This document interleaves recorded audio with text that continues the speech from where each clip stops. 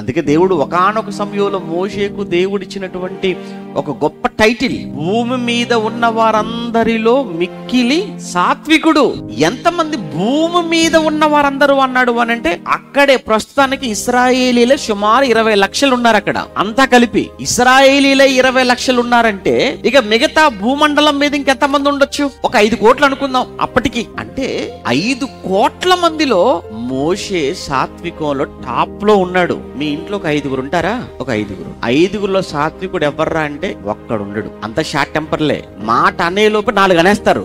ఏమంటామో కూడా వినడు, లేస్తూనే ఉంటాడు అంతే. నేను ఇంకేం అనలేదు కదా, నువ్వు అంటావా అని తెలుసులే నాకు. చూసావా? ఏమంటే 5గురులో కూడా నువ్వు సాత్వికుడుగా నువ్వు కనపడలేదంటే, ఇక 50 మందిలో నీకేమన్నా ఇవ్వచ్చా? ర్యాంక్ ఏమైనా లేదు. మరి నీకు ర్యాంక్ ఇవ్వాలంటే ఆవేశములో నెంబర్ 1 వీడు, ఆవేశములో ఈమె నెంబర్ 2, తొందరపట్టంలో మొదటి ర్యాంక్ లో ఉంటది. కాస్త ఓపిక లేదా, సహనం లేదా, సాత్వికం లేదా? అవి అస్సలు లేవు ఈ కాలంలో. మరీ కానీ మోషే గురించి చూస్తుంటే భూమి మీద ఉన్న వారందరిలో మిక్కిలి సాత్వికుడు అన్నాడు.